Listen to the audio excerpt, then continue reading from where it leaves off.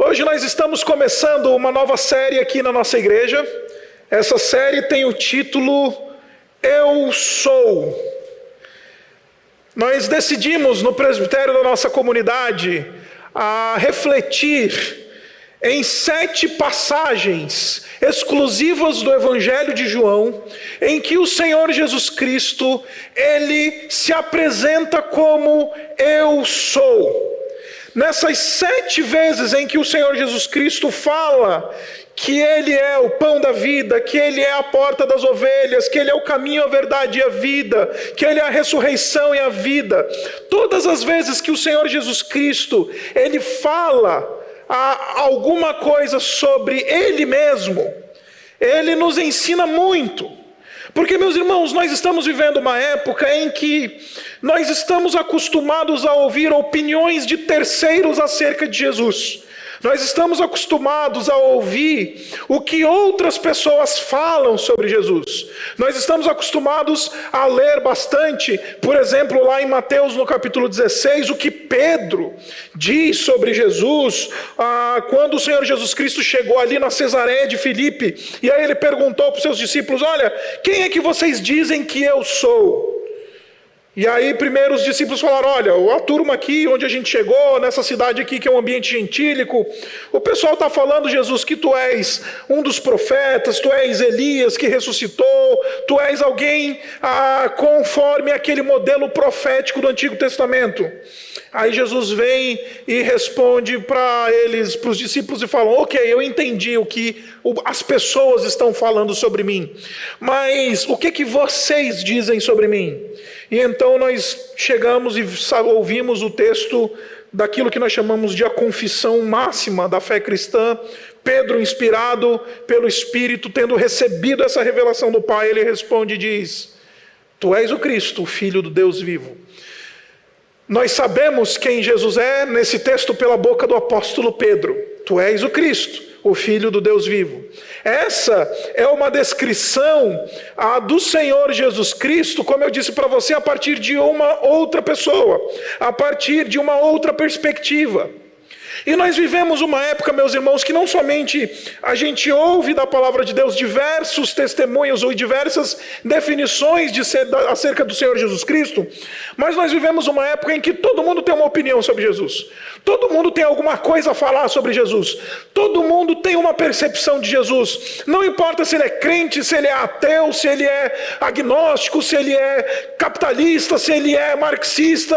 Não interessa onde ele esteja, ele vai ter uma opinião sobre Jesus, porque Jesus, por ser uma figura universal, ele sempre vai despertar o interesse, e ele sempre vai despertar até a opinião das pessoas. Nessa série a gente quer ouvir não o que os apóstolos falaram sobre quem seja Jesus. Nessa série a gente não quer ouvir o que as pessoas dizem sobre Jesus. Nessa série a gente quer refletir sobre o que o próprio Senhor Jesus Cristo falou dele mesmo. Nessa série nós queremos refletir sobre como o Senhor Jesus Cristo se apresentou, sobre o que o Senhor Jesus Cristo quis dizer quando ele disse que o que ele era. Você sabe melhor do que eu que a nossa identidade ela é definida a partir da nossa história, ela é definida a partir daquilo que nós, enfim, fizemos ou deixamos de fazer.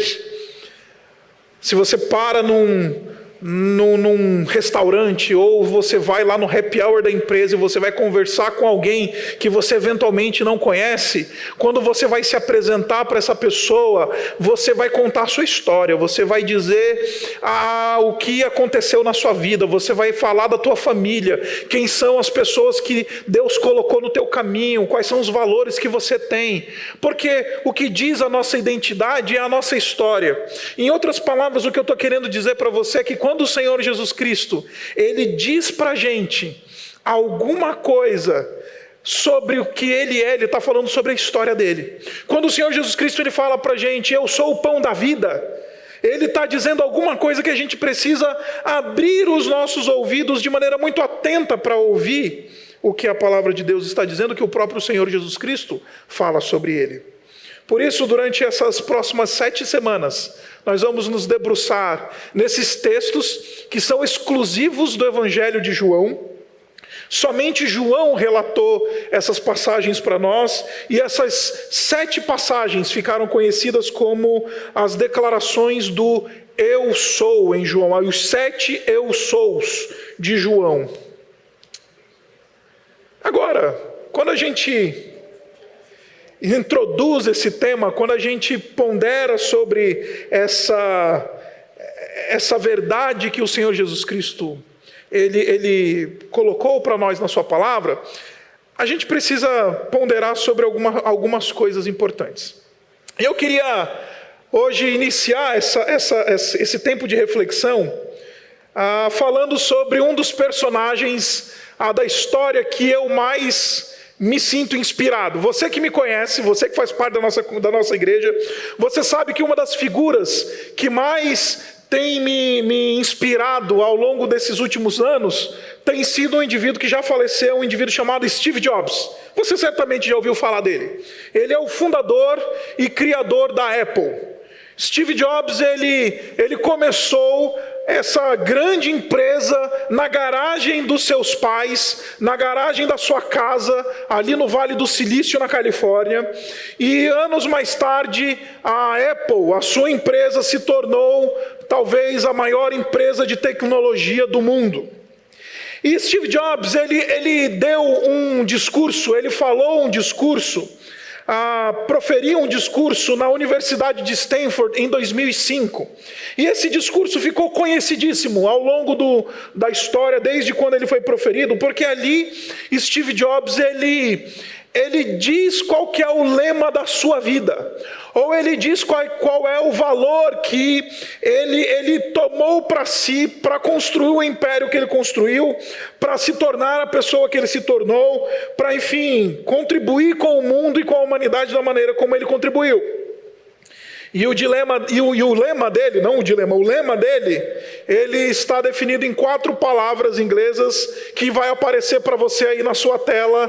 Essas 4 palavras são: stay hungry, stay foolish. Stay hungry, stay foolish. Steve Jobs, com essa frase, ele está querendo dizer uma coisa muito interessante. Ele está querendo dizer o seguinte, e ele está falando ali na Universidade de Stanford para alunos que estão se formando na faculdade. E ele diz para essa molecada, ele diz para essa turma que está se formando, ele diz assim: olha, mantenham-se famintos. Nunca fiquem conformados com a realidade que vocês encontrarem. Tenham sempre essa fome que vai conduzir vocês. Mantenham-se famintos. Stay hungry, literalmente é isso que ele está querendo dizer. Mantenham-se famintos. Que essa fome, que essa avidez pela vida oriente vocês. E a expressão stay foolish, ela literalmente quer dizer mantenha-se insensato, mas não é nesse sentido que Steve Jobs a usa. Ele está querendo dizer, olha, não levem a sério as falas daqueles indivíduos que dizem que aquilo que você quer realizar não pode ser feito. Não leve a sério, tenha uma irreverência em relação a esses indivíduos que eles dizem para você o que você pode ou não fazer. Então mantenha-se faminto, mantenha-se com fome, tenha gana, e ao mesmo tempo não creia e não leve a sério a fala daqueles que dizem que aquilo que você quer fazer não pode ser realizado. Como eu disse para você, esse lema de Steve Jobs, ele se tornou famoso ao redor do mundo, muita gente fala sobre ele, mas o que eu queria dizer para você é que o Steve Jobs, ele emprestou um conceito que na verdade é da Escritura. Quando ele diz stay hungry, ou quando ele diz mantenha-se com fome, tenha gana, ele nada mais, nada menos está falando acerca de um conceito do Antigo Testamento. Ele está falando de um conceito do Antigo Testamento que está resumido numa palavrinha hebraica que aparece mais ou menos umas 750 vezes em todo o Antigo Testamento. E essa palavrinha, ela descreve o homem. Ela pode ser traduzida como alma, ela pode ser traduzida como sopro, ela pode ser traduzida como fôlego, mas ela também pode ser traduzida como garganta ou então apetite. Ela pode ser traduzida como apetite. Em outras palavras, essa palavrinha, ela descreve ao homem como um ser que é desejante, como um ser que não se conforma naturalmente com aquilo que ele vê diante dos seus olhos. Ele descreve o homem como aquele que tem a eternidade dentro do coração, por isso a realidade presente não o satisfaz, por isso o império que ele constrói não preenche a sua alma, por isso as coisas que ele conquista, eles não satisfazem o coração, porque nós fomos criados por Deus nesse aspecto desejante. Nós somos seres desejantes, nós somos seres que angustiam, que desejam, que aspiram. E por que eu estou falando todas essas coisas?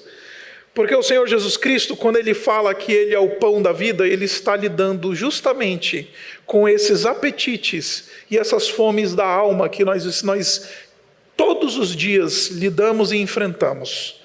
O Senhor Jesus Cristo, Ele está lidando com essa nossa condição desejante, quando Ele diz, eu sou o pão da vida. Mas antes de dizer, eu sou o pão da vida, Ele diz, eu sou. E aqui é muito interessante vocês perceberem o fato de que o Senhor Jesus Cristo, Ele está se equiparando ao Deus Yahweh do Antigo Testamento, o Deus que se apresentou a Moisés na sarça ardente, e quando Moisés perguntou, olha, quem é você, qual que é o teu nome? Deus, Ele vira para Moisés e diz, eu sou o que sou, eu sou. Então o Senhor Jesus Cristo, a segunda pessoa da Trindade, Filho de Deus, aquele que compartilha da natureza divina, Ele pode dizer, eu sou. Ele traz para si, reivindica o nome próprio de Deus, porque Ele é Deus. Quando nós pensamos na doutrina da Trindade, ou na doutrina do trinitarianismo, nós descobrimos que na pessoa, o Deus que nós afirmamos, Ele é um Deus único, que existe eternamente em três pessoas distintas. Pelo fato do Senhor Jesus Cristo compartilhar essa natureza do Deus verdadeiro, do Pai e do Espírito, Ele pode dizer, eu sou. Quando o Senhor Jesus Cristo diz eu sou, Ele está dizendo claramente que Ele é Deus. Por que eu estou falando isso? Porque, meus irmãos, nós tomamos Jesus de maneiras mais diversas, como eu disse para você. Nós tomamos Jesus como um bom mestre. Nós tomamos Jesus como alguém que falou umas coisas bonitas, como um modelo de vida. Nós tomamos Jesus como alguém que era um cara que ensinou um negócio legal, ou às vezes a gente toma Jesus como um grande revolucionário, ou nós tomamos Jesus como um filósofo moral, ou nós tomamos Jesus como alguém que era um curandeiro ou um profeta. Jesus, Ele não nos dá licença para que a gente tome Ele como somente um profeta, porque Ele não veio se mostrar como somente um profeta. Ele não era somente um curandeiro, Ele não era só alguém somente com um discurso bonito, um filósofo moral a ensinar. Ele não era somente um mestre. Jesus não nos dá licença para recebermos Ele somente como alguém que está na categoria dos homens. Jesus, Ele diz muito claramente para mim e para você que Ele é Deus, e não tomá-lo como tal é não reconhecer a maneira como Ele mesmo se apresenta a nós. não tomá-lo como Deus, não tomá-lo como Senhor, não tomá-lo como soberano, não recebê-lo como absoluto, não é recebê-lo como ele deseja ser recebido, não é honrar a apresentação que ele faz dele mesmo para nós. Eu sou. O que eu vim dizer para você, meu irmão, minha irmã, é que você não tem licença para receber Jesus somente como um bom homem. Você não tem licença para receber Jesus somente como uma pessoa que ensinou alguma coisa legal. Você não tem licença para receber Jesus e acolher Jesus somente como um profeta ou como um curandeiro. Porque o Senhor Jesus Cristo não veio para ser somente isso. O Senhor Jesus Cristo é Deus encarnado. Por isso ele diz: eu sou. Agora, ele diz: eu sou o pão da vida. E como eu disse para você, nesse nome, ou nesse título que ele mesmo dá para si, o Senhor Jesus Cristo está atacando a nossa condição humana desejante. O Senhor Jesus Cristo, ele está lidando com esses nossos apetites da alma, com essas nossas vontades do coração. O texto ele começa dizendo para a gente que o povo estava andando atrás de Jesus. Se você voltar no início do capítulo 6, ele tinha acabado de realizar a chamada grande multiplicação de pães e peixes. O Senhor Jesus Cristo alimentou no dia anterior 5.000 homens, sem contar mulheres e crianças. O Senhor Jesus Cristo multiplicou os pães, encheu a barriga dos famintos, ele cuidou daqueles que estavam seguindo ele já há bastante tempo. E então essas pessoas, elas vão atrás de Jesus. No meio do caminho entre a grande multiplicação dos pães e o discurso em que o Senhor Jesus Cristo fala que ele é o pão da vida, naquela noite, ele encontra os seus discípulos no meio do lago do lago de Genezaré, o lago de Cafarnaum, e ele então anda sobre as águas. Ele vem ao encontro dos discípulos que tinham saído antes dele, e ele vem ao encontro dos discípulos no meio das águas. E então ele vai para o outro lado da margem do lago de Genezaré, do mar da Galileia, e ele chega ali, naquele outro lado do lago do mar da Galileia, e as pessoas não sabem como ele chegou lá. Aí aqueles que ficaram do outro lado ficam perguntando: onde é que está Jesus? Onde é que está Jesus? E então eles descobriram que Jesus ele tinha ido para o outro lado do lago, e então eles foram atrás de Jesus. E o versículo 25, que é o versículo que abre, ele então nos coloca nesse contexto. A multidão que estava seguindo Jesus, ela não sabia como o Senhor Jesus Cristo tinha chegado ali do outro lado. Então eles perguntam: mestre, como é que você chegou aqui? E a resposta do Senhor Jesus Cristo ela é muito interessante. Ele podia simplesmente dizer: olha, eu vim andando sobre as águas, encontrei os discípulos no meio do caminho e atravessei junto com eles a outra metade do barco. Mas é interessante que o Senhor Jesus Cristo ele repreende essa multidão que lhe segue. E ele diz assim: a verdade é que vocês estão me procurando, não porque vocês viram sinais milagrosos, mas porque vocês comeram pão e se fartaram. Em outras palavras, o Senhor Jesus Cristo ele está falando com esses indivíduos e está falando: olha, vocês têm apetites humanos, e quando vocês vivem a partir desses apetites humanos, vocês vão querer me instrumentalizar. Vocês vão querer fazer com que eu seja aquele que simplesmente satisfaz as fomes de vocês. Aquele que simplesmente satisfaz as fomes que vocês têm, quer seja lá da barriga, quer seja lá da alma. E meus irmãos, nós vivemos uma época no mundo evangélico em que Jesus, ele não é fim, ele é meio para a prosperidade, ele é meio para uma barriga cheia, ele é meio para uma prosperidade existencial. Esses teólogos do mundo da teologia do coach, eles instrumentalizam Jesus, eles falam: só Jesus, mas Jesus, você é o centro do coração de Jesus. Por quê? Porque Jesus, ele está aqui nada mais nada menos do que para satisfazer os seus desejos. Jesus ele só existe para matar a sua fome. Jesus só existe para fazer com que esses anseios que há no seu coração, eles sejam satisfeitos. Em outras palavras, esses pregadores malditos e hereges, eles estão ensinando que o Senhor Jesus Cristo nada mais é do que um meio para que a gente satisfaça desejos carnais que nós temos em nosso coração. Eles dizem, é só Jesus, porque eles querem que Jesus seja aquele que satisfaz os desejos carnais que nós temos em nosso coração.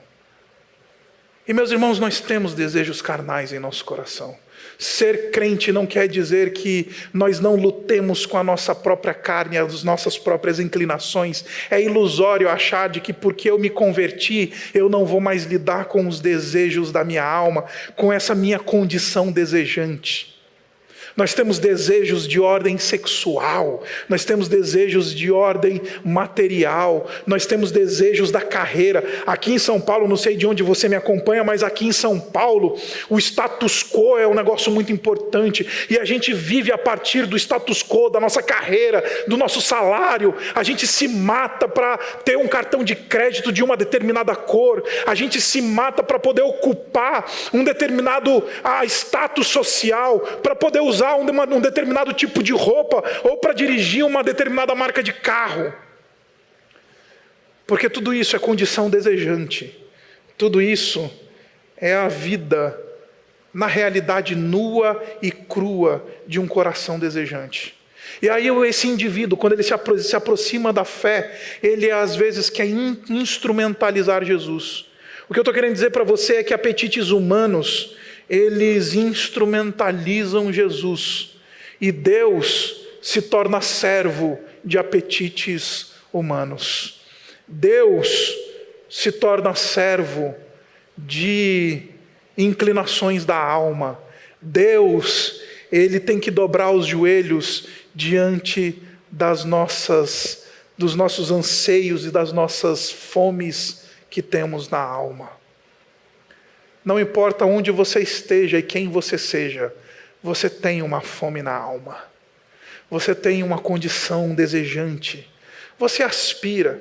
E isso não necessariamente é ruim. Deus nos criou assim, para que pudéssemos desenvolver a criação. Deus nos criou com essa capacidade, com esse aspecto desejante, para que nós pudéssemos produzir grandes coisas. O problema não é ser um ser desejante, o problema é viver para satisfazer a nossa condição desejante. O problema é querer fazer com que Jesus seja aquele que mate a fome. Eu vou para a igreja para Jesus matar a fome da minha alma. Jesus não veio para satisfazer as fomes das nossas almas. O Senhor Jesus Cristo veio para mudar as fomes das nossas almas. O Senhor Jesus Cristo, ele não veio para ajudar você a alcançar uma promoção no seu trabalho. O Senhor Jesus Cristo veio para que Jesus seja o maior desejo da minha e da sua vida, antes do desejo de crescer no trabalho, antes do desejo de crescer academicamente, antes do desejo de querer produzir alguma coisa relevante para o mundo, antes de qualquer outra coisa. O Senhor Jesus Cristo está querendo ser o nosso desejo maior. O Senhor Jesus Cristo redime as nossas paixões humanas quando Ele se torna o maior amor da nossa vida. O Senhor Jesus Cristo, Ele redime as nossas inclinações sexuais. O Senhor Jesus Cristo redime o nosso relacionamento com o nosso dinheiro. O Senhor Jesus Cristo redime o nosso relacionamento com os nossos filhos. O Senhor Jesus Cristo redime os nossos relacionamentos com os nossos cônjuges. O Senhor Jesus Cristo redime o nosso relacionamento com a nossa carreira, na medida em que Ele vem e se coloca acima de todas elas. Porque quando amamos ao Senhor acima de tudo, aí a gente tem um bom relacionamento com os nossos filhos, com os nossos cônjuges, com o nosso dinheiro, a gente aprende a desfrutar dessas coisas da vida. Vocês estão vindo até mim, vocês remaram, vocês vieram até aqui, do outro lado do lago, não é porque vocês creem em mim, não é porque vocês tiveram uma experiência comigo, mas porque vocês querem me instrumentalizar. Vocês querem que eu seja somente alguém que vai satisfazer os desejos que você tem no seu coração. Por isso o Senhor Jesus Cristo, no versículo 27, ele diz assim: não trabalhem pela comida que se estraga, mas pela comida que permanece para a vida eterna. O Senhor Jesus Cristo, Ele não está dizendo que a gente tem que ser preguiçoso, então porque Ele tem que ser o nosso amor principal, porque Ele tem que ser o centro da nossa vida, então a gente não vai fazer mais nada, a gente só vai ficar, enfim, indo para a igreja, só cantando corinho em casa, só lendo a Bíblia e ninguém vai trabalhar, e ainda mais falar disso numa época de quarentena é complicado. Não é isso que o Senhor Jesus Cristo está ensinando.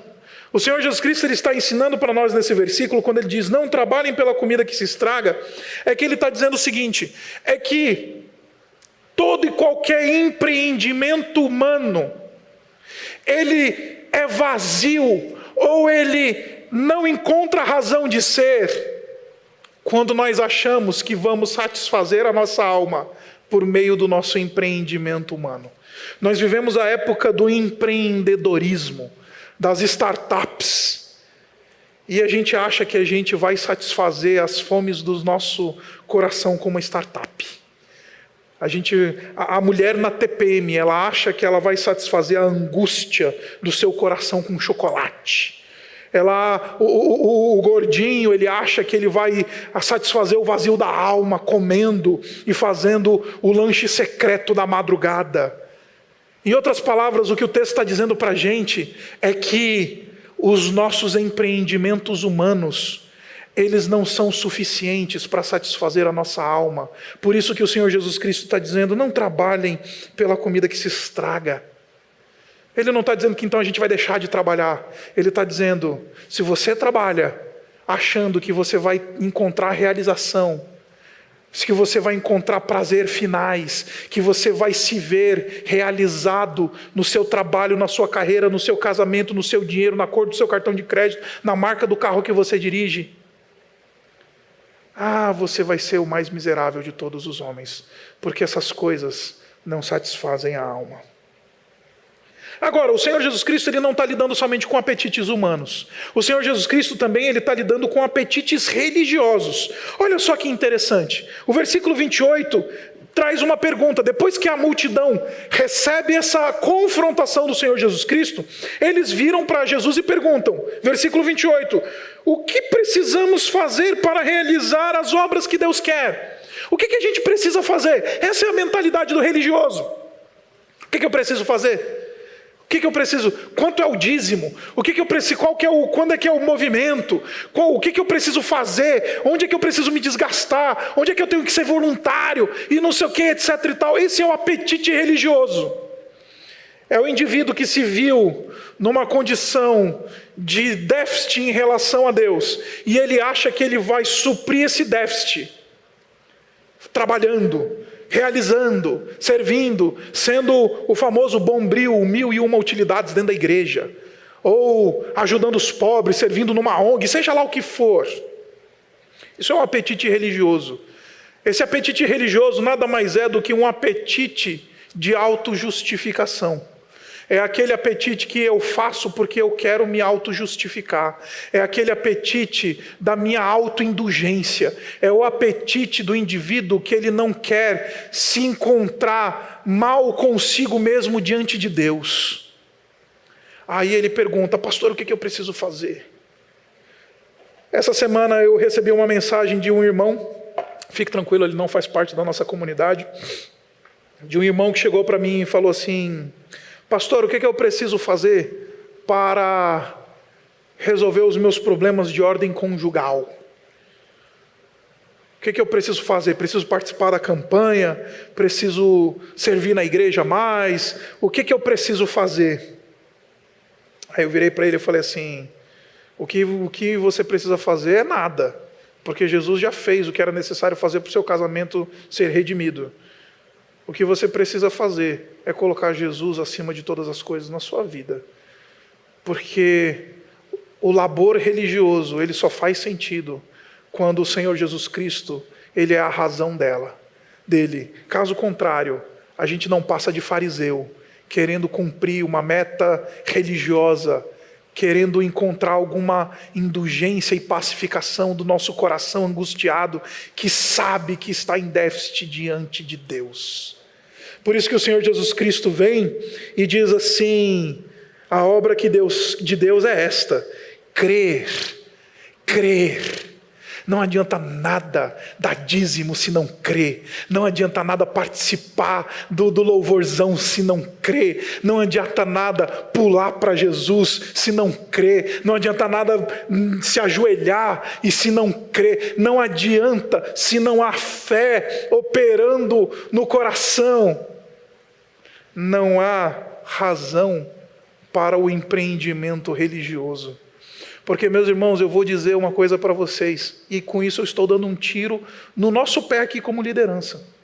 Se você é membro da Igreja Batista Urbana, numa tentativa de apaziguar o seu coração religioso, se você faz parte da Igreja Batista Urbana, ou contribui com a Igreja Batista Urbana, ou faz alguma coisa na Igreja Batista Urbana, numa tentativa de fazer esse esforço, achando que é esse esforço que vai te colocar numa condição de justificação e de justiça diante de Deus, eu vim dizer para você, pare de fazer isso agora.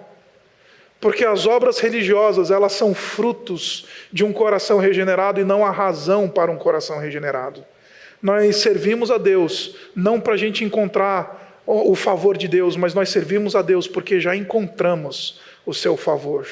Esses religiosos, com essa fome da alma, estão dizendo o que a gente precisa fazer, qual que é o sacrifício que eu preciso fazer. E é justamente nessas horas, meus irmãos, que líderes mal intencionados, eles vão dizer, você quer saber o que você quer fazer?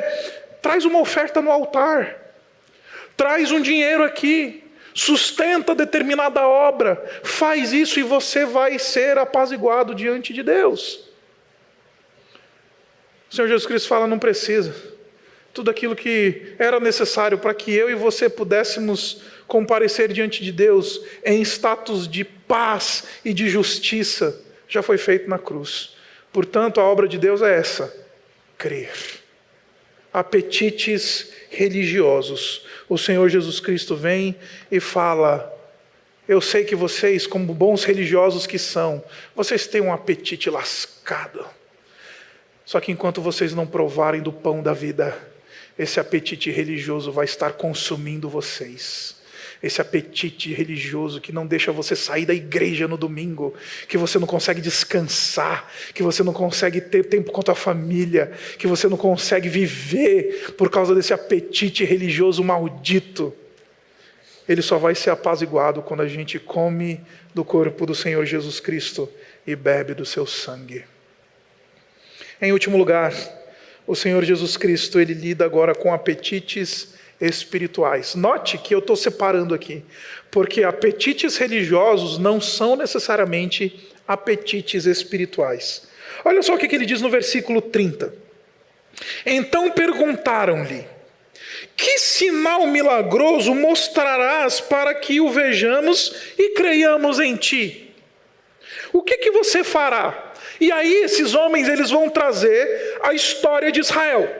Eles vão falar do Israel antigo.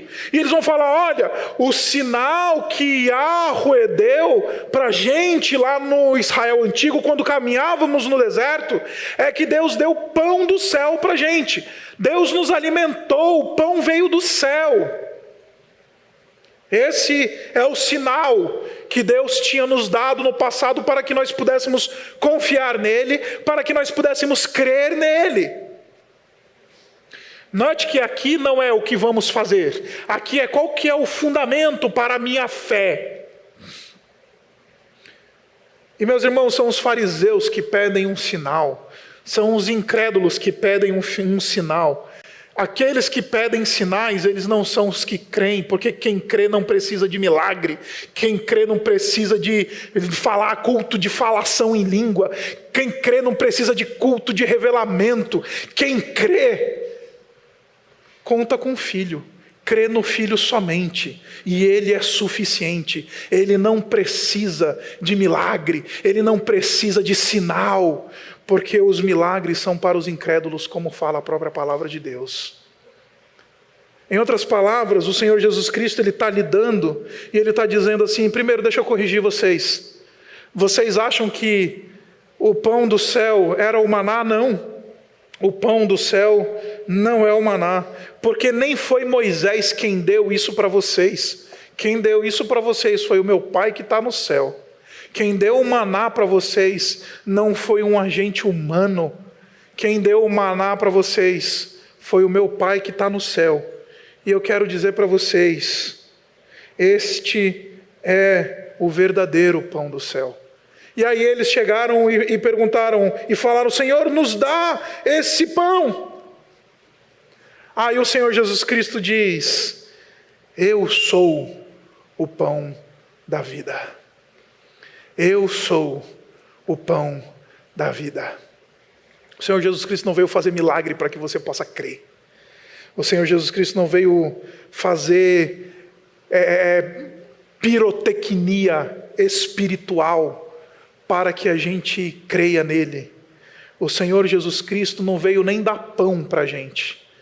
Ele veio ser pão. Jesus Cristo, ele não está comprometido, em última análise, em satisfazer os nossos desejos, quer sejam eles do corpo, quer sejam eles da alma, quer sejam eles do espírito, quer sejam eles de natureza religiosa, quer sejam eles o fundamento para a nossa fé. O Senhor Jesus Cristo veio dizer: eu sou o pão. Ele não veio dizer: eu vim te dar pão. Ele veio dizer: eu sou o pão. O pão da vida é uma pessoa. O alimento que sustenta é uma pessoa. Aquilo que nos dá substância é uma pessoa. Quando meus pais moravam em Roraima, meu pai passou quase 8 anos construindo uma casa. A gente brincava, chegou um momento que a gente até brincava, falava que quem ia terminar a construção da casa que meu pai estava construindo, nos anos em que nós morávamos ali em Boa Vista, era o próprio Senhor Jesus Cristo com a inauguração do reino. Porque ele ia reconstruir o templo e terminar a casa do pastor Paulo, que era meu pai na época. E a gente brincava disso, porque eram tantos anos de construção que a gente brincava já. Falava: essa construção vai ficar pronta quando Jesus voltar. E eu lembro que, por causa desse longo tempo de construção, frequentemente o meu pai ia lá no terreno que estava sendo construída essa casa, lá em Boa Vista, em Roraima, encontrar os pedreiros, encontrar os indivíduos que estavam lá construindo e fazendo as coisas da construção ali da casa.